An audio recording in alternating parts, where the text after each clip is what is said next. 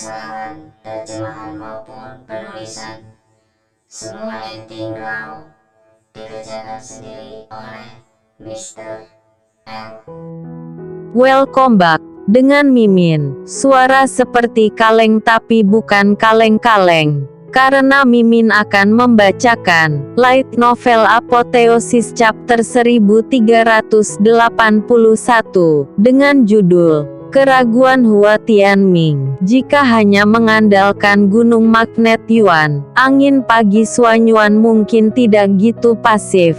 Tapi orang ini telah melatih metode rahasia keluarga Ji. Saat ini, hati Suanyuan Chen Feng juga sangat bingung. Dia tidak menggunakan kekuatan sebagai jangka panjang, dan kecepatannya turun hampir sama dengan Luo Zheng. Hebatnya terletak pada kekuatannya dalam metode penembakan senjatanya. Tapi kekuatan sepenuhnya dibatasi oleh Luo Zheng. Setelah Luo Zheng memecahkan bayangan tombak ungu pertama, sosok itu berbalik lagi, dan itu berlari ke bayangan tombak ungu kedua, diikuti oleh yang ketiga. Pecahan 3 tembakan, Luo Zheng berlari, dan bergegas menuju Suanyuan, memegang pedang di satu tangan. 2 warna abu-abu emas berkedip pada bilahnya, dan tangan lainnya bergoyang, memegang perisai kristal dari kelompok cahaya biru.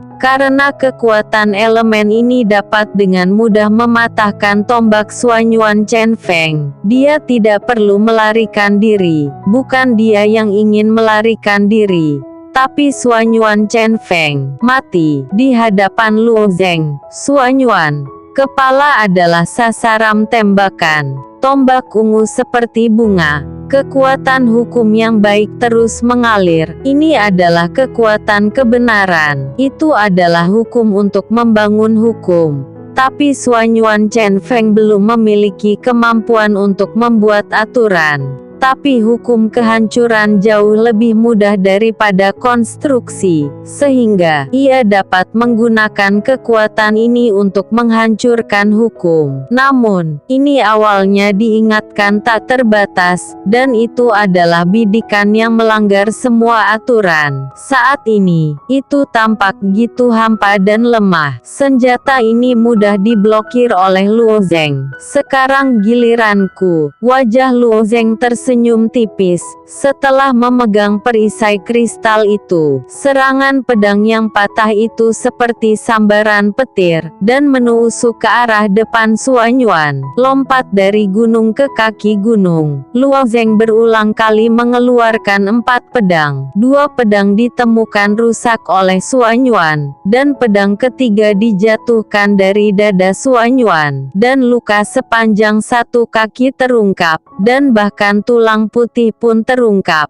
Pedang keempat langsung menembus dada Suanyuan Chen Feng. Darah merah itu menetes di sepanjang papan catur langit dan bumi, dan noda darah membentuk garis di papan catur. Dengan Suanyuan yang terluka, akhirnya Luo Zheng berdiri di sudut papan catur. Suanyuan terbawa jubah, wajah terlihat sedikit menyedihkan, bahu kiri terlihat tulang putih. Lubang darah di dada berdarah, di mana tampang yang luar biasa. Kamu bisa mengakui kekalahan, Luo Zheng berkata dengan ekspresi kosong.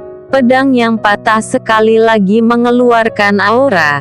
Pendekar pedang 2 warna emas dan abu-abu, dan terdapat di bagian depan pedang. Ketika mendengar kata-kata Luo Zheng, Suanyuan mengungkapkan sedikit kesedihan. Tubuhnya bergetar sedikit. Aku tidak berharap dia menang dengan mudah. Ini akhirnya berakhir. Pada akhirnya, Luo Zheng yang pertama, Suanyuan Chen Feng telah ditekan sangat keras, dan hampir tidak ada upaya untuk melawan. Diperkirakan bahkan Hua Tianming tidak sebagus itu. Dia tidak optimis tentang situasi ini. Banyak orang kesal dan berpikir bahwa hasilnya telah diketahui pada saat ini. Saat ini, rumah Suanyuan masih sunyi. Tianzun yang terbungkus jubah tebal, dan kabut hitam yang tidak bisa dibuka muncul di depan matanya. Dia tidak bisa melihat ekspresinya. Chen Feng akan dikalahkan. Itu tidak baik. Suara Tianzun perlahan-lahan datang.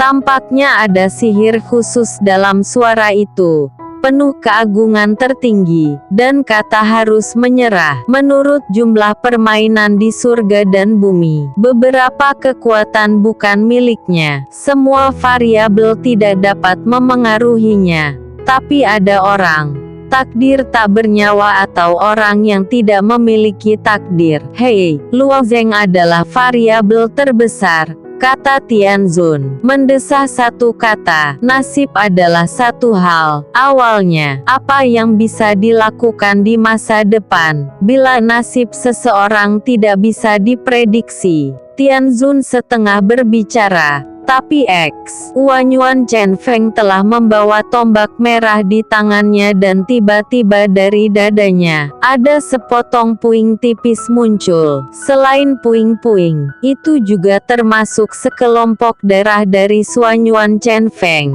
Puing-puing surgawi. Luo Zeng melihat adegan ini, dan matanya juga menunjukkan warna yang aneh. Orang ini juga memiliki sepotong puing surgawi. Luo Zeng sudah menerima satu di bagian bawah menara dosa. Tapi dia belum pernah menemukan tujuan sebenarnya. Masing-masing fragmen dari surga ini berbeda sesuai dengan hukum yang dijelaskan di dalamnya. Jika kamu ingin merangsang kekuatan bagian ini, aku khawatir kamu perlu Tianzun untuk bertanya, apa jalan sebenarnya dari pecahan hari itu. Luo Zeng belum tahu sejauh ini. Saat ini, dia tidak berniat menyerah.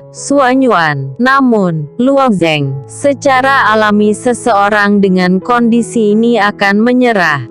Yuan Chen Feng, menyerahlah. Tianzun Yuan melihat adegan ini, dan tiba-tiba dia meraung. Suara menderu ini 10 kali lebih besar dari suara yang dihasilkan oleh raungan itu. Semua monster yang bersembunyi di tanah di seluruh alam semesta mulai bergerak pada saat ini, dan banyak binatang buas kuat yang sedang tidur juga terbangun pada saat yang sama. Prajurit yang tak terhitung jumlahnya pada saat ini telah menangkap telinga mereka. Suara ini bahkan melanggar batas-batas medan perang mimpi, dan diperkenalkan ke dalam gambar, dan dunia dalam gulungan terus bergema. Chen Feng, hentikan tanganmu, hentikan tanganmu, hentikan. Suara itu sepertinya datang dari jarak yang jauh, dan itu sudah memalukan setelah diteruskan ke gambar. Suara inilah yang membuat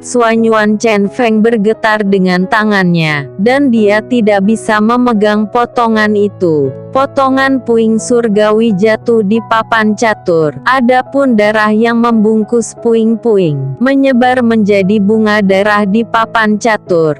Pada saat ini, di jantung Yuan Chen Feng, ombaknya naik turun, dan tombak dan perisai terus-menerus saling berhadapan. Dia tidak mau kalah dari Luo Zeng. Dunia kebesaran ini tentu saja merupakan bencana besar, tapi juga ciptaan yang tak terbayangkan, dan pemenangnya hanya bisa dia, dan tidak boleh orang lain. Keyakinannya dibangun di atas kepercayaan siapapun yang memberiku ini. Tapi pada saat ini, di hadapan Luo Zeng, yang tidak bisa mengatasinya, kepercayaannya telah sangat terguncang. Untuk mempertahankan keadaan pikirannya sendiri, dia hanya bisa menggunakan sepotong surgawi Tao ini, yang merupakan satu-satunya kesempatan untuk menang. Tanpa diduga, raungan sengit para leluhurnya membuatnya terbangun. Membuang serpihan-serpihan surga di sini sudah merupakan hal yang tabu. Apakah dia masih ingin menggunakan potongan surgawi Tao ini? Ada pandangan sekilas di matanya. Selama dia menggunakan potongan puing ini, Luo Zeng jelas bukan lawannya. Fragmen Tiandao ini melibatkan rencana tindak lanjut dari keluarga Suanyuan, sehingga leluhurnya akan menghabiskan upaya mereka untuk mengintegrasikan puing-puing dengannya. Jika kamu menggunakan puing-puing surgawi ini di sini, rahasia akan disajikan kepada semua orang di mata seluruh dunia. Harganya terlalu besar untuk keluarga Suanyuan, hampir tidak terbayangkan. Suanyuan Chen Feng, tidak pernah, tidak mungkin. Kemudian suara kedua leluhurnya datang lagi, dan bahkan ada sedikit tanda berdoa dalam suara agung. Pada saat ini, Suanyuan Chen Feng menunjukkan wajah yang menyakitkan, dan kusut batin terlihat.